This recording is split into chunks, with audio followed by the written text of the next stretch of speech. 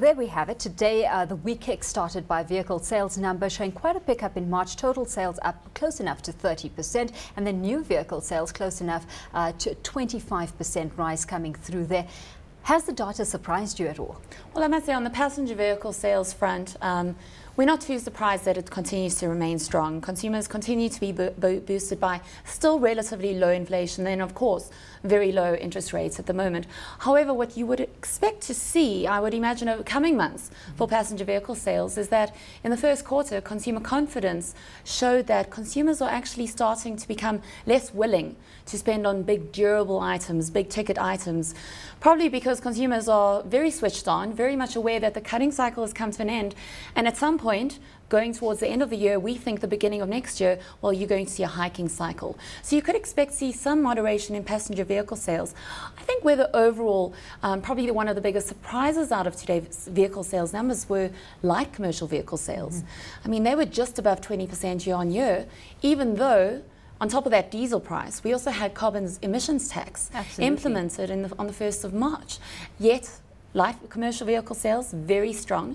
And then also, I would imagine, medium and heavy commercial vehicle sales also proving to be somewhat stronger. And that, I think, comes largely off the back of that first quarter business confidence survey, which showed quite a big pickup from businesses. And let's face it, if businesses are more confident, they're more willing to invest, which includes, of course, commercial vehicles. Gina, while we're seeing this momentum now, to what extent are you concerned that we may well see the brakes being applied pretty sharply moving forward, given the fact that we're sitting on the cusp of rising inflation, and we've heard the SARB say that it will not go soft on inflation moving forward? Well, we do expect, as far as vehicle sales growth goes, that you should not expect these type of 20% year-on-year growth figures going into the second half of the year. There are a lot of base effects coming into effect, but as we said, on the passenger side, we're sure consumers, being well aware of the hikes coming up, that they should start to slow down their spending somewhat.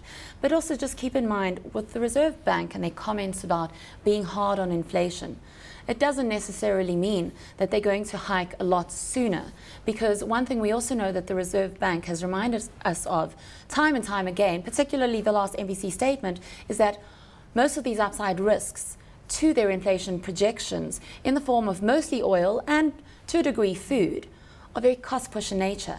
We also know the Reserve Bank's very worried about uneven economic growth and that the economic trajectory is very consumer led. Within that even, we also know that the consumer is somewhat vulnerable.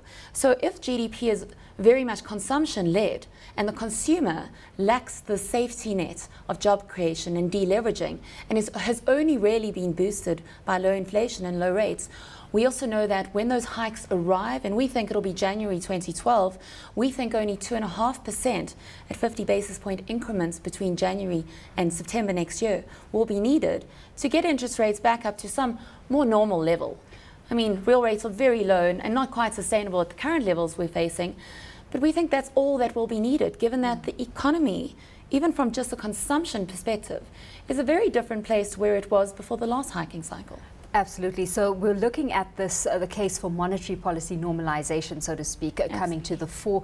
You've touched on the fact that the recovery has been led by household consumption driven by higher real income and low debt servicing costs. But we're going to start to need to see some fixed investment spend coming to the to the forefront. Tomorrow we've got business confidence numbers for March being released. What are your expectations there? Because we're looking towards those for some kind of signal towards a turning point here. Yes, absolutely. And everyone's looking towards the production and investment side of the economy to see what really is GDP going to provide in coming years and what kind of safety net will be there for the consumer.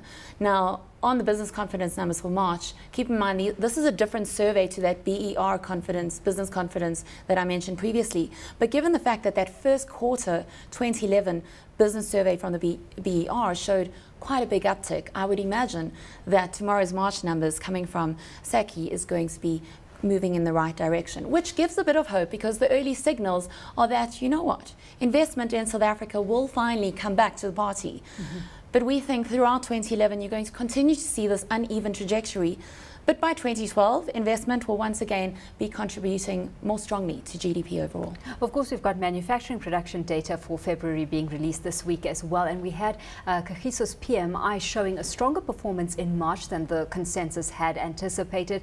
Is that a precursor to what's expected this week? Consensus seen output up 3.5%. Well, manufacturing production on Thursday also keenly watched to see how the rest of the economy is performing. We think February's manufacturing data is going to be up actually 4.5%, which is well above that of consensus, but let's also keep consensus in perspective, because the range in the consensus numbers goes from 1.5% all the way up to 4.5%. So rather than looking at that, I think what's very important is to look at, we came from 1.3% in January, and which way are we moving? Is it in the right direction? And we certainly think so, and I must say, the range of consensus forecasts certainly think so. And it comes very much, as you mentioned, off that PMI. PMI has been moving up.